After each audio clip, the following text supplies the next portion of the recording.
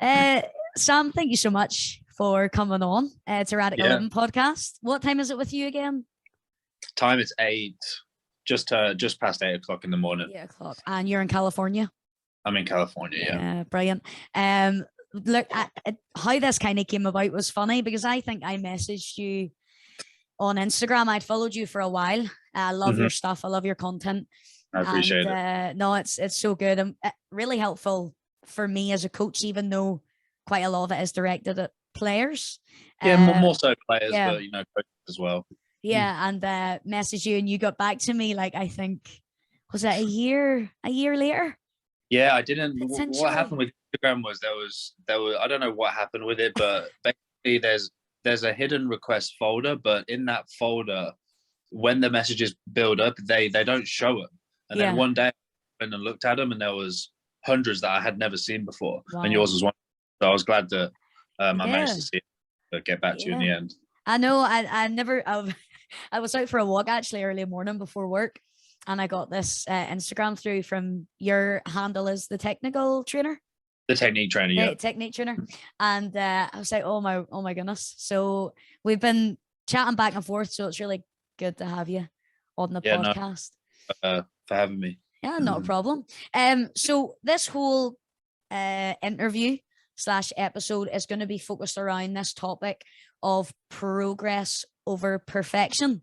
And I'm just quite interested, Sam, whenever I sent you that initially, what was kind of your thoughts on the Uh, title? it speaks to me a lot, really, because I think a lot of people in the football world, players, Mm. coaches, we're all perfectionists, right? And we all want to do things perfectly or to the best of our ability. And I'm definitely a perfectionist. So um, recognizing that you can't be perfect straight away or Yeah. even over a long period of time sometimes is something that you're constantly battling with and trying to navigate through. So yeah, it really spoke to me, and I definitely wanted to come on and try and share my Yeah. experiences and yeah, to get on the podcast. Yeah, no, I'm really excited for what you're going to share, and hopefully people who are listening, players, coaches, like just normal people who maybe Yeah, aren't in sport at really. all, get something from it. So Yeah. I was sharing with you, I've been coaching around 78 years. How long have you been coaching for?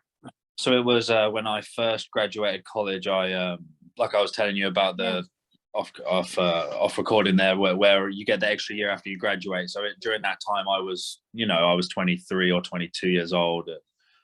Just graduated college in America, so I just wanted to explore stuff. So I reached out to somebody randomly online to ask their advice. Really, somebody that I didn't know, but somebody that was in California and had a. It turned out he had a coaching Okay. company.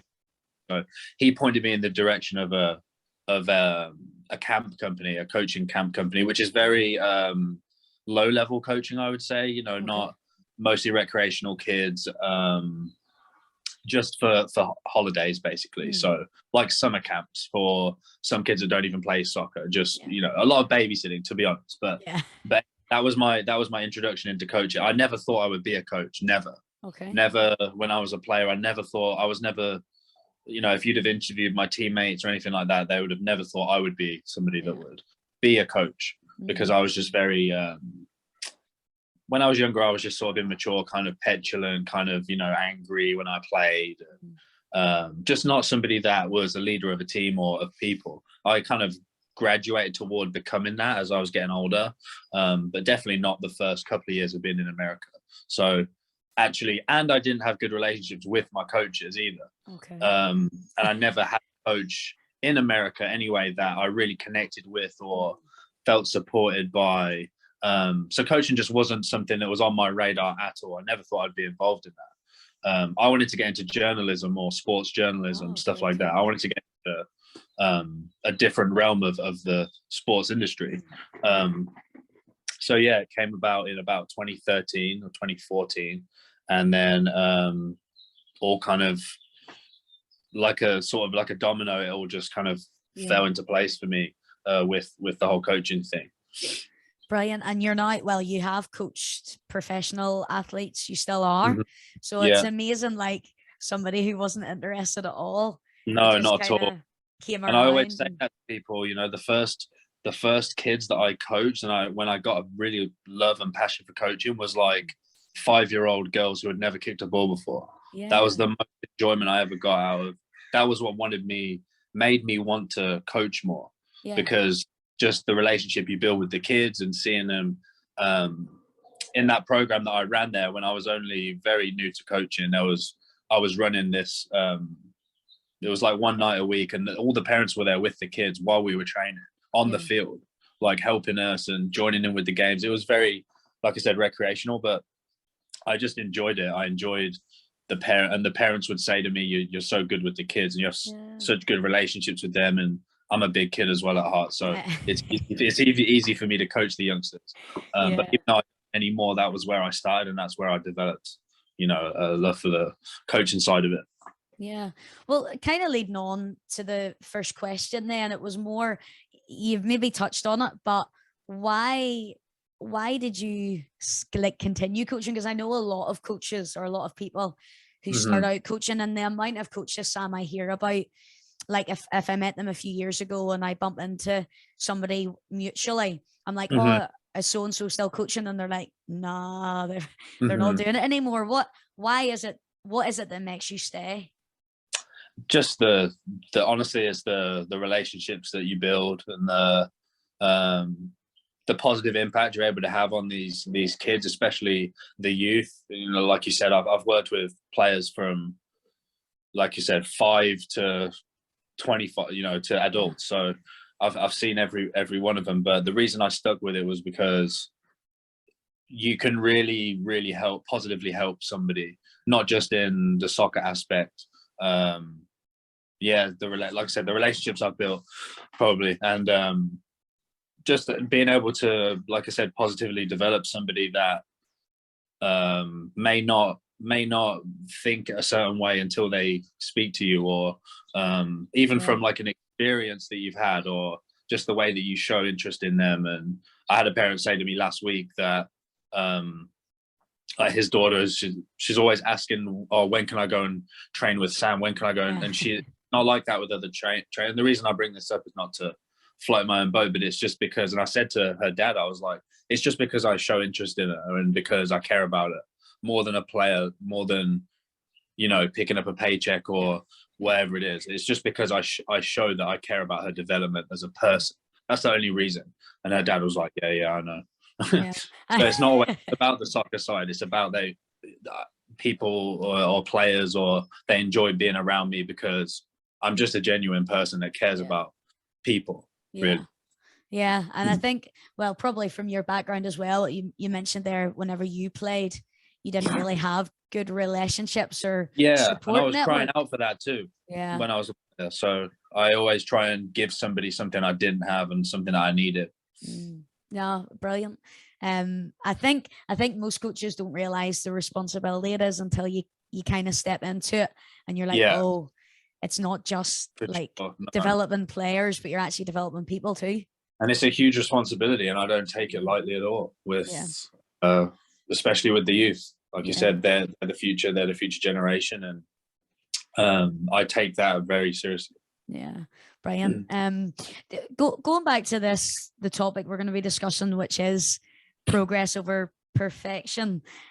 You mentioned there as a player about and how most players probably that you've worked with or came across in yourself, players strive to be perfect. And I think for me as a coach as well, way back in the beginning, especially, that is something that we all do. You try For sure. for players, you try to get the perfect pass or shot or trick or celebration. For a coach, I know for me, like going back 7 years, it was like the perfect session.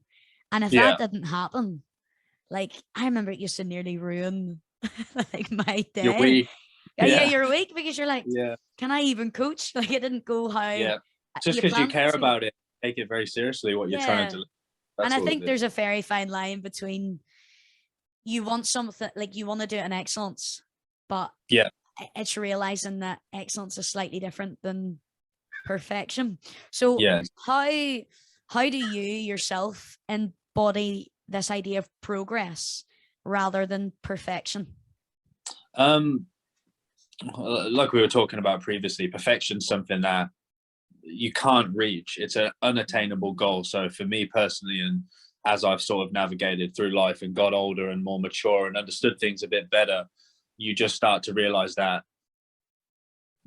trying to be perfect is impossible. So why not focus on incremental improvements on a daily basis to eventually bring you up towards those sort of levels of perfection that you still can't reach. But I think understanding for me that fact that you can't be perfect, and that the only way to get closer to it is by being consistently disciplined, and by understanding the stuff that's not, you know, sexy to do is the stuff that brings you closer, the things that a lot of people aren't doing, that can separate you from others. So yeah, just trying to every single day do something that's going to help me get closer to where I want to be in the end, I think is something that I learned to try and adopt every day. Yeah. And in turn, do you find then, because you do that personally, does that help you uh help your players Yeah, for and sure, the people you're definitely, coaching? because they're the same with them, and you always see obviously different levels of it. Some players are very hard on themselves, some players maybe not hard enough, but Mm. like I said, with the coaching, it's understanding what somebody needs at a certain time and letting them know that, like, I'll demonstrate, for example, and I'll miss, and I'll say, look, I don't score every shot. Messi doesn't score every shot. Yeah. Ronaldo doesn't score every shot, especially with players that really get on themselves when they're training. Because obviously my environment now is an individual environment. So Yeah. it's very, if you're missing shots, it's like you're missing shots and there's no way around, because it's constant, because we're doing repetitions of certain exercises. So just understanding the player and communicating well with them, those things I was talking about in terms of, you're not going to be perfect, don't expect to be perfect. I always tell them, come to training before we start, I always say, remember that I'm here to make you make mistakes. I want you to make mistakes. I expect you to fail. You should come expecting to fail over and over and over again. I'm putting you in that position, so just know that before we start going, in terms of how you're going to approach this session from a mental standpoint. And when I'm as transparent as that, it always seems to help me in my environment, and help the players too, which is obviously the most important part. Yeah. Suppose it's, you know, talk about Messi and Neymar. You know, players so often see the finished article on the pitch, Champions League final, big games, whereas they don't see the behind the scenes of Ronaldo practicing skills for hours and hours and hours. And like the videos of Ferdinand talking about him wearing weight on his ankles and going out to the corner embarrassed because he couldn't shoot, and that's why he's where he is. Yeah. And no, I think that transparency thing's key as well, just what you touched on there at the end, because I think whenever you're transparent with people and players to be like, look, you're gonna fail, it's inevitable, it kind of helps them. You put something up recently about setbacks on your Instagram, maybe a couple of days ago. Yeah. Do you find that players respond to you helping them try and overcome that? Are they open about? Oh, definitely. 100%. And the transparency thing with me in my life, because people look at me now like I'm a success, or I'm somebody that is in a good position, or has, you know, which, you know, I don't think I've achieved anything yet. I've got a lot I want to achieve in life. I'm very ambitious, but having the relationship that you can build with these kids, especially in my environment, like in the individual environment, when I share things about my life, about how I failed and how I navigated a situation, maybe wrongly, but now I can help them in their situations today. It brings you closer to them, because they, you know, respect that you can be open with them, because I'm totally with them, and they're also able to navigate better, obviously, because I'm only talking from experience and trying to help them and trying to nurture them. I think they understand that, and ultimately it helps me with the technical development and the helping the player on the pitch, because they really listen to me.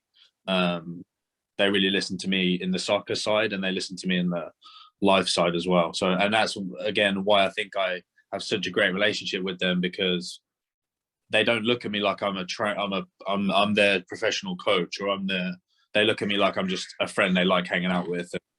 That's why it's really beneficial for both, and I enjoy it as well. I get a lot out of it as well. It's extremely fulfilling. Yeah. To be able to communicate with multiple different people from different backgrounds. All the time. Yeah, it's rewarding. I'm blessed. Yeah, amazing. What, just a wee side note, what was it made you want to do the technical, you specialize in technical training? What was it made you want to do that? Just because that was my best attribute. It's just something that separated me from other players. I think that I was gifted from God. Really, absolutely. I think. Yeah, I was. It wasn't. I'm just technically good at football, and I managed to be able to articulate how to perform the actions. So once I started learning that and learning how to communicate what I'm trying to demonstrate and show, then I was like, okay, I'm onto something here, and I just directed my sessions toward that kind of component, and players responded really well from it. And then, just ended up sort of segueing into that specialized side of it. Now, I think there's something really unique in that, though, because a lot of players would have tried something maybe that they weren't that good at, like what you pursuing the technical aspect because you knew you were good. It's you staying in your lane, and it's you embracing your individuality, and I think that's important for players too. For sure. Instead of, is that something you would like say to your players? Look, you've obviously got weaknesses, so let's work on them, but really hone in on what you're good at. always. I always say to all of my players, here's what you're good at. This is what your strength is. Whether let's say it's dribbling. One of my players is a great dribbler. Your strength is dribbling. So you need to find my job as your trainer is to help you be more intelligent out there, so you can find positions where you can dribble and use your strengths. So let's focus on that. So here's how we gauge our improvement today. Not how many times you hit the back of the net, or how many times you hit the top corner, which some of these young kids, all they want to do is hit the top corner. That's not how we gauge success. How we gauge our improvement today is how many times can you find a good pocket of space in between defenders where you can dribble and break the lines. That's how we gauge. So that's just one example from one player. And I always say that, because then they're standing tall. Then they're like, okay, I have big strengths, and we're going to make them better. I always focus on that first, while obviously keeping weaknesses in mind. And I don't even refer to them as weaknesses, just improvement areas. So we don't have weaknesses. Yeah, that's cool. I was going to say, because a lot of the time, like kids and young people and even adults growing up, they hear about their weaknesses. So I think even changing the language around it, talking about improvements, it just is, our mind is so powerful, so it can change that. 100%. Yeah, I don't even like saying the word. I don't like putting the word out there. It's funny, like players come to me and are like, Jess, I'm like, if it's on your left, hit it, and they're like, but that's my weak foot, and it's like, well, no, it's your left foot. So let's just have a go. Just say less dominant. Yeah. No, really interesting. And because you're just trying to trick the brain, trick your mind into. And the left foot is obviously such a big one for so many players, and something that I use my experience. I didn't have any left foot until I was a freshman in college in America, before anyone said anything to me about it. My left foot wasn't strong, because it wasn't. And then on that day when my first coach said that to me, I worked on my left foot every single day since then. Now my left is stronger than my right, or as strong. But it was too late for me. So I tell these players that I'm telling you this because no one told me this. I said, look at my left foot now. I only developed that when I was 18. Like, you can develop that when you're 10, 11, 9, 8, 7. You're going to be just so much more of a well-rounded football player. And again, they take that and they're like, okay, I need to shoot on my left foot way more in training. Brilliant. That's what I'm.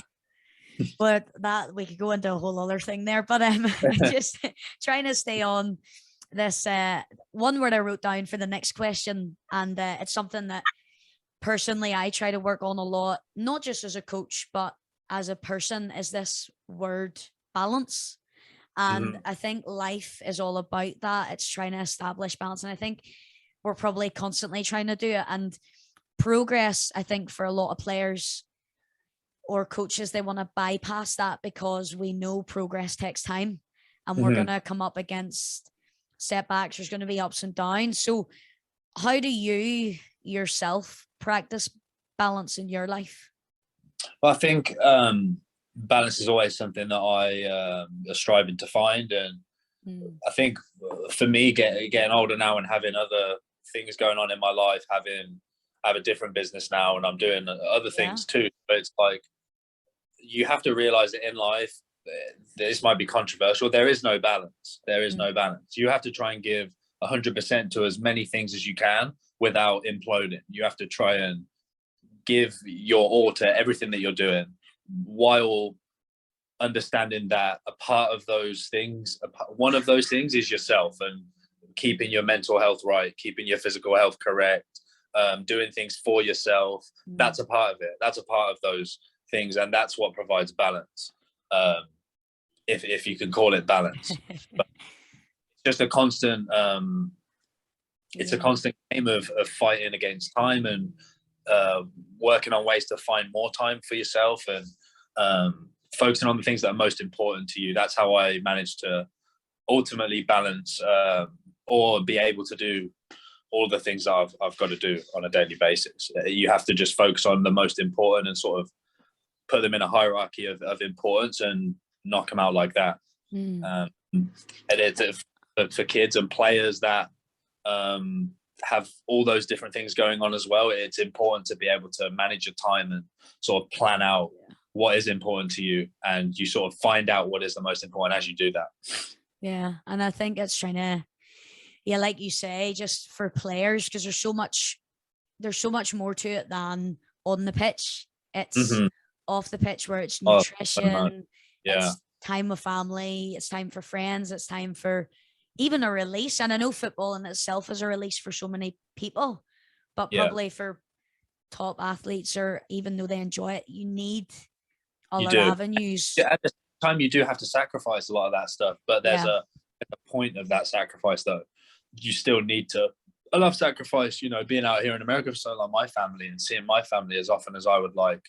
Yeah. I've sacrificed that, and it's very, very difficult, but you're doing it to go to somewhere better in life, to build a better life for your family and for yourself. So again, it's weighing up those sacrifices. How much are you willing to sacrifice? And then you find out a lot about yourself in those moments too. Yeah, absolutely. And I think that's, that I think a lot of people in that perfectionism where they try to maintain all, Mm-hmm. and it's like, but that's not reality. No, Something has to give, and you yeah, have to decide what it is. and learning to say no to certain things that Mm, aren't serving you. Maybe things that you don't need to spend as much time on. So saying no to people maybe that are trying to pull you in a different direction in life. There's a lot of things that you can just balance out as you get older, and like you said, it's a lot down to maturing and understanding what is important to yourself and being realistic about it too, and honest with yourself. yeah, yeah. And not everybody understands. You let some things go. Not everybody understands your progress or supports it. But Mm-hmm. I think whenever you know yourself, this is what we're aiming for. This is what has to be done. Yeah, Even though they don't get it now, yeah, for sure. hopefully they Oh, do. Yeah. Um. Another thing, progress can be messy oh and can be a little bit. I coach on one of my teams that I coach is under fives. So they're like yeah, 4 years old, 5 years old. yeah. Did you I've you been were under there. five girls? I've been there. Yeah, I know Yeah. what it's like.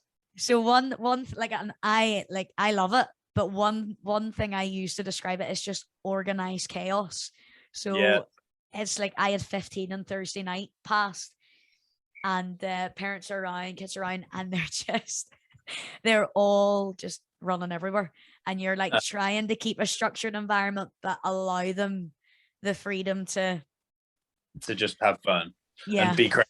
Yeah. Be crazy. But it's learning. I think one thing that I've learned, and God has really helped me with this as well as a person, is that yes, it's good to have a plan in place because you want things to be done well and you want it done in excellence.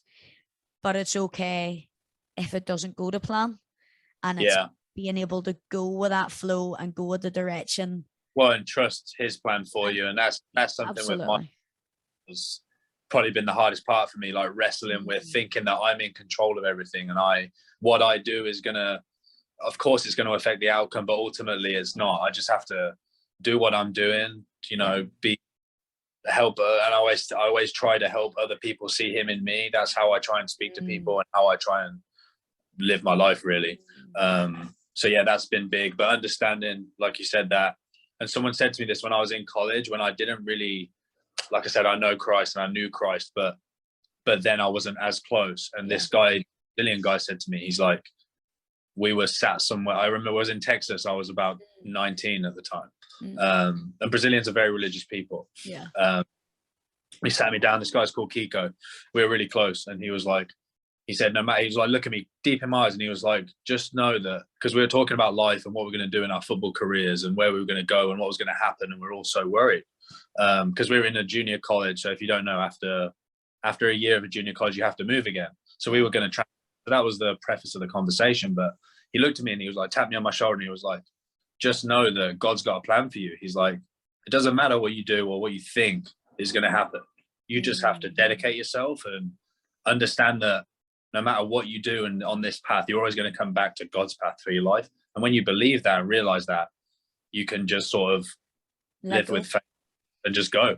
And even though I didn't understand it fully at the moment, years later, I understood what he was trying to tell me. So it was really cool. Yeah, hindsight when you look back and see how everything unraveled. But yeah, I think he was right. 100%.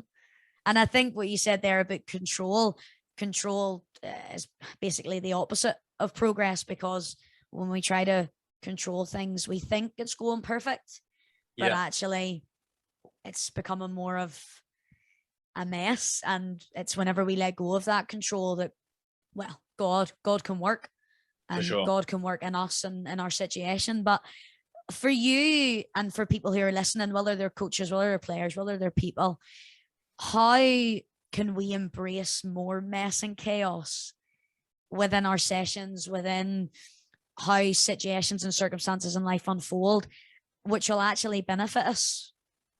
Yeah, I mean, it's a lot about, like we're talking about, it's about letting go and understanding that all those messy things and the chaotic moments are supposed to exist. They're supposed to be. So the thinking or trying to have this ideology that, the waters are always going to be calm and it's always going to be easy to sail through them, it's just not realistic. So having some realism in life and understanding that these chaotic situations and these things that people go through with their coaching in life or work, whatever, it's normal. Everyone goes through these things. It's just, how do you respond to that? Which is, like you said about that video I posted, is how do you respond to adversity in life? It's not about, it's the cliche saying, it's not about how many times you get hit, it's how many times you can get hit and keep moving forward. And it's true, because you're going to get knocked down 100 times. I've said this a million times. You're going to get knocked down 100 times in life.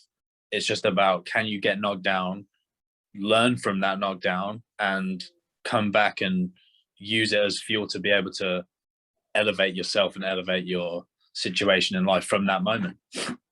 So yeah, I think that's one of that kind of leads into the first part of the last question, Sam, which is this idea. I think once we accept that we're not perfect and we're not going to be, no, it takes this massive, like, I know for me anyway, it takes this massive like load of pressure and burden off. And it's just like, do you know what, if I don't have the perfect session, or if I don't strike the ball how I want to, that's okay. But progress, and what you were touching on there, is progress develops character, but it develops resilience. And I think maturity comes from that too. And you spoke a lot about that. Yeah, resilience is, is one of my favorite words and one of my one of my biggest strengths. I feel like it's one of the things that's helped me the most in life. Hasn't been, you know, how intelligent I am or how much of a great athlete I am, or not that I am. I'm just saying that hasn't been what has got me to this point. It's been being resilient, developing resilience through going through struggles in life, and being thankful, having a gratuitous mindset about not just about the great things that I've had in my life and all the blessings that God's given me, but all of the struggles I've had, continue to have, being thankful for all of them too, and recognizing that they're all a part of the journey at the same time, and they're equally as important as all the blessings. So yeah, so keeping that centered and understanding, because when there's going to be more hard times. So when they come and when hard things happen to me, just recognizing that it's just a part of the path and I've just got to endure. Yeah, absolutely. I think one of the biggest questions I get asked most from players is like, how can I be the best, or what attribute do I need to have? And one thing I always find myself saying to them is, you have to always want to learn. You have to always want to be learning, teachable. Belief is the other one.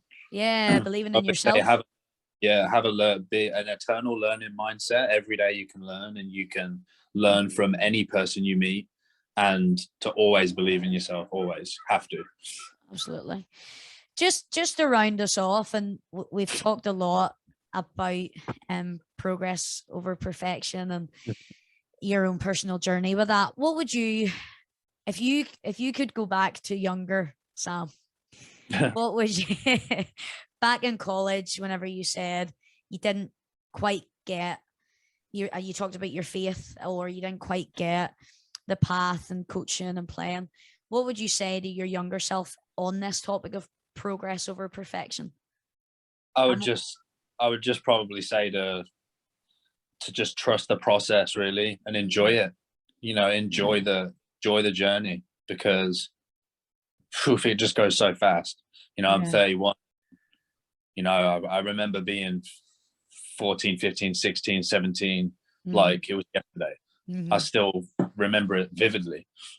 So yeah, enjoy the journey, work hard, and learn every day, but like understand that the journey is going to be up and down. Especially anyone trying to pursue anything in the football world or in life is a very hard, taxing,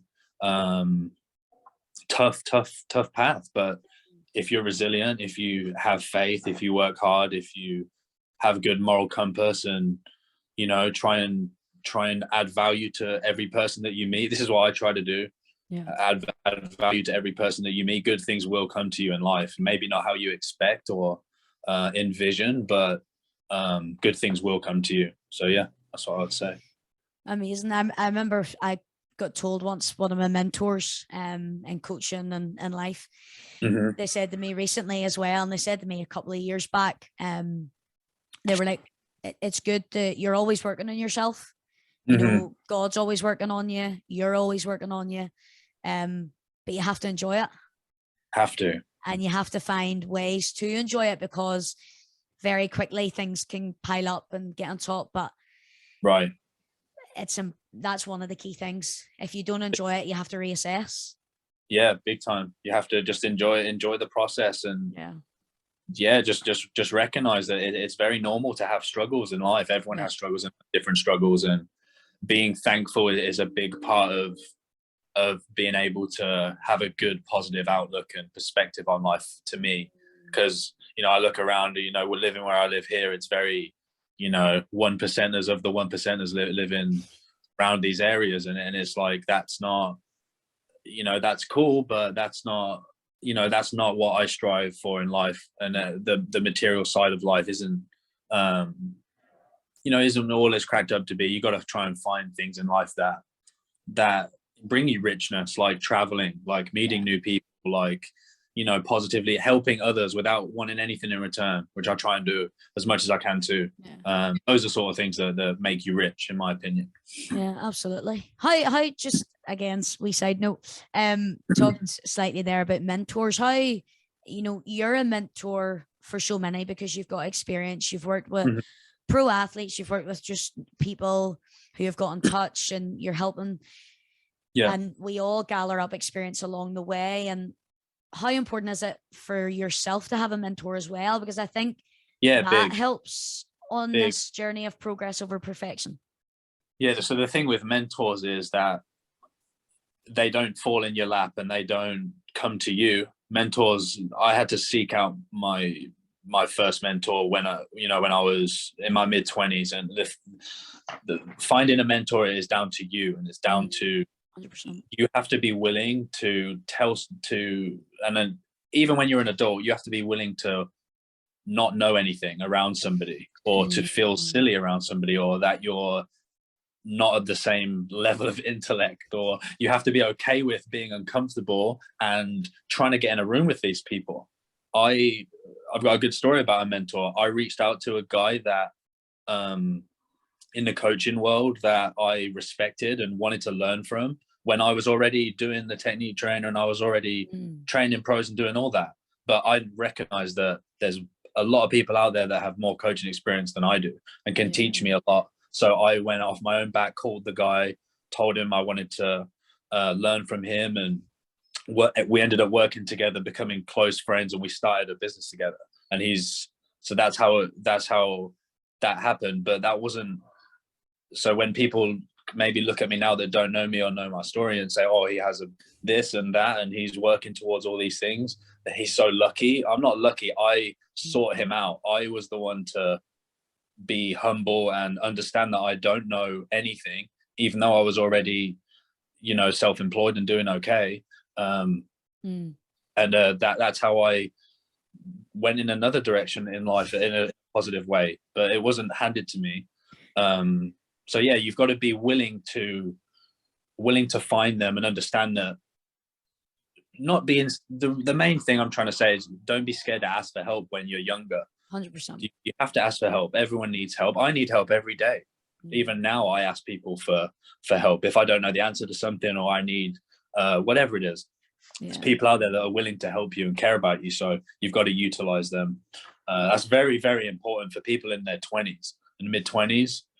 Not to be worried, to think that just because someone's in a higher position than you, that some of them might not, but to think that some of them don't want to give back and help others is wrong.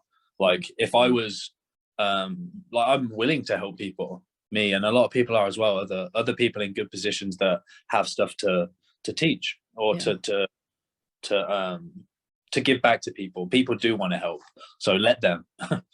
Absolutely. I think it comes down just everything you're talking about there. I love that you said